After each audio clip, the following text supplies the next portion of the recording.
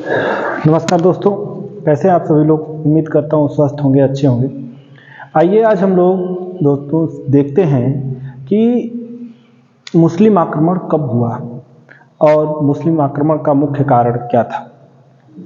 देखिए दोस्तों, अभी आपकी तैयारियां चल रही होगी यूपीपी की, तमाम वनडे एग्जामों की, एक दिवसीय एग्जामों की, तो उसमें बहुत ही महत्वपूर्ण सवाल हो सकता है उठ जाए उससे कि भारत पर सर्वप्रथम मुस्लिम आक्रमण कब हुआ था, क्यों हुआ था, उसकी पृष्ठभूमि क्या थी, उसका कारण क्या था। तो यहाँ पर बच्चों देखिए, भारत में मुस्लिम आक्रमण 711 और 712 ईस्वी में हुआ था। 711-12 ईस्वी में हुआ था। कारण था कि अरब का जो था एक मालवाहक जहाज, वो जा रहा था श्रीलंका, और सिंध के पास जो है उसको समुद्री लुटेरों ने लूट लिया। और जब समुद्री लुटेरों ने लूट लिया तो अरब का जो शासक था या खलीफा, वह नाराज हो गया कि सिंध के शासक ने उसे क्यों नहीं रोका, उसे लूटने से बचाया क्यों नहीं। तो उसने क्या किया कि सिंध के शासक से हर्जाना मांग दिया कि भाई तो आप हर्जाना भरिए, हमारा इतना का नुकसान हुआ है। तो सिंध के शासक दाहिरियाल ने उसको मना कर दिया कि हम हर्जाना नहीं भरेंगे, इसमें हमारी कोई गलती नहीं है, आपका जहाज लूटा है, आप समझिए, हम हर्जाना नहीं भरेंगे। और जब इन्होंने हर्जाना भरने से मना कर दिया तो उसने अपने सेनापति को जो है कि मोहम्मद बिन कासिम को भेज दिया कि भाई जाओ और तुम इसको पहले परास्त करो। तो मोहम्मद बिन कासिम 711 ईस्वी में आया और इस पर आक्रमण किया। और जब पहला आक्रमण किया तो यह मोहम्मद दाहिरियाल ने उसको क्या किया, हरा के वापस भेज दिया। फिर जो है दोबारा 712 ईस्वी में आक्रमण हुआ, जो कि सफल रहा और दाहिरियाल की हत्या कर दी गई। और उसके बाद वहां पर मुस्लिम साम्राज्य की स्थापना हुई। यानी भारत में पहला अगर सफल मुस्लिम आक्रमण की बात किया जाए तो 712 ईस्वी में हुआ था। ठीक है दोस्तों, आइए इसी पर आधारित आज कुछ क्वेश्चन हैं, सीधे क्वेश्चन पे चलते हैं और इसको फटाफट देखते हैं। पहला क्वेश्चन है, सिंध के किस शासक की हत्या चच ने की थी। बेटा देखिए, इसका नाम है राय साहनी। राय साहनी, राय साहनी की हत्या चच ने की थी। चच कौन थे भाई? तो दाहिरियाल के पिता थे। चच जो है दाहिरियाल के पिता थे। इन्होंने राय साहनी की हत्या करके सिंध पर अपना कब्जा किया या सिंध पर शासन किया था। तो और चच के पुत्र थे दाहिरियाल। ठीक है, तो कह रहा है सिंध के किस शासक की हत्या चच ने की थी, तो राय साहनी की शासक हत्या की थी। राय साहनी एक शूद्र वंश का नेता था। वही कह रहा है राय साहनी किस वर्ग का नेता था या राजा था, तो यह राय साहनी एक शूद्र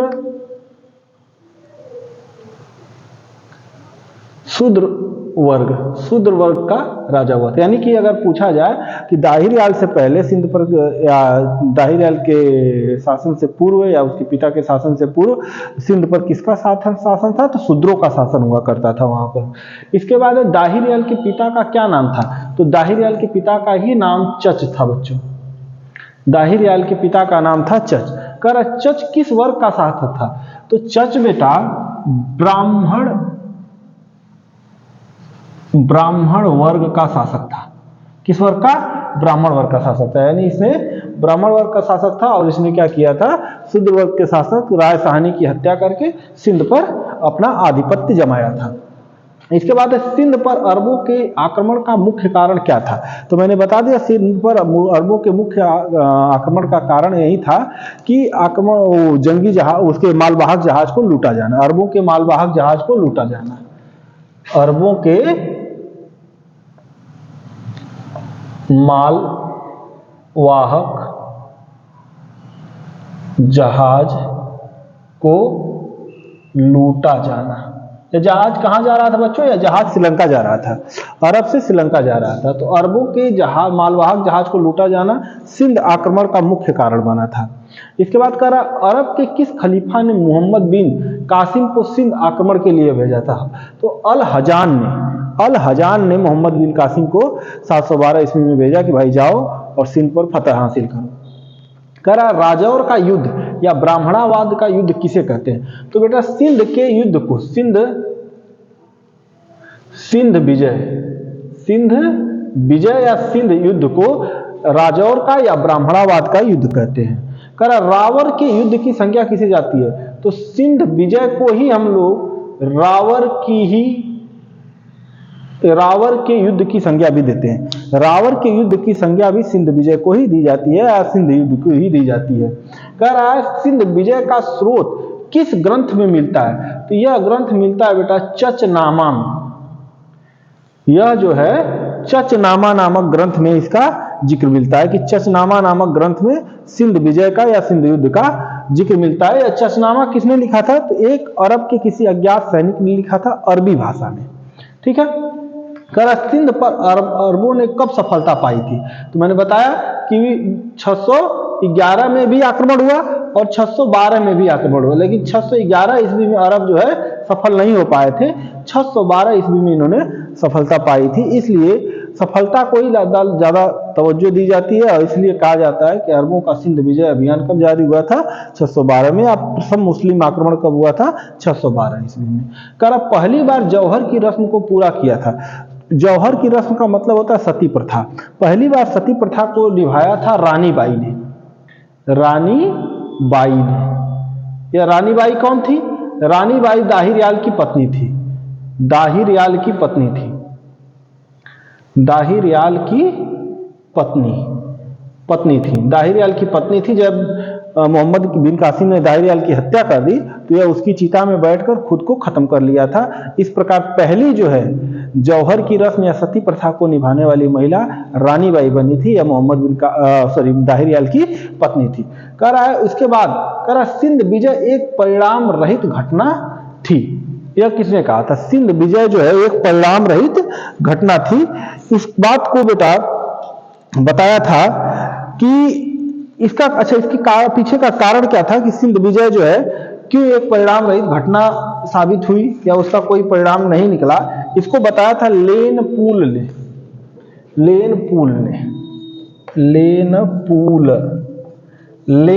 ने। सिंध विजय एक परिणाम रहित घटना थी। किसने कहा था, तो लेन पूल ने कहा था। किसने, लेन पूल ने। क्यों कहा था, क्योंकि देखिए बेटा जब यहाँ से सिंध पर विजय फतह करके हासिल करके अपना यहाँ पर साम्राज्य विस्तार करके साम्राज्य को फैलाकर जब मोहम्मद बिन कासिम अरब गया तो इसने क्या किया कि दाहिर याल की 2 पुत्रियों को अपने साथ ले गया कि दाहिर याल की 2 पुत्रियों को हम ले चलेंगे और अरब के खलीफा को भेंट करेंगे। इससे खलीफा बहुत खुश होगा और मेरी मान सम्मान बढ़ेगी, चाहे जो भी रहा। तो लेकिन जैसे ही यह लेकर अरब के खलीफा के पास पहुंचा, दाहिर याल की दोनों पुत्रियों ने कहा कि यह हमारा उपभोग पहले ही कर चुका है, फिर आपको हमें समर्पित कर रहा है। दाहिर की दोनों पुत्रियों ने जबरदस्त तरीके से अपना प्रतिशोध का बदला लिया, अपने पिता की मृत्यु का बदला भी ले लिया।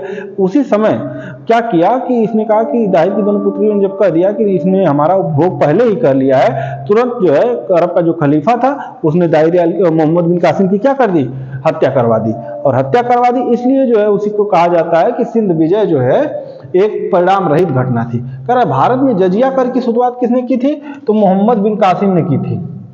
मोहम्मद बिन कासिम ने भारत में जजिया कर की शुरुआत की थी। जजिया कर एक गैर मुस्लिमों द्वारा लिया जाने वाला टैक्स था, कर था, जिसमें मुस्लिम नहीं होते थे, यानी कि दूसरी धर्मों के लोग आया करते थे।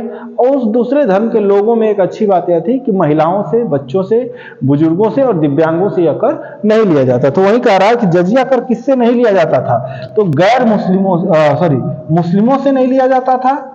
मुस्लिमों और किसी भी धर्म की महिलाएं, बच्चे हों, बुजुर्ग हों या दिव्यांग हों, तो किसी भी धर्म के महिला, बुजुर्ग, बच्चे, दिव्यांग से नहीं लिया जाता था और मुसलमानों से नहीं लिया जाता था। कह रहा दाहिर का चचेरा भाई कहां का शासक था, दाहिर का जो एक चचेरा भाई था बेटा वह सेहवान का शासक था। कहां का, सेहवान का शासक। सिंध में एक प्रांत था सेहवान, वहां का शासक था दाहिर का चचेरा भाई। कह रहा दाहिर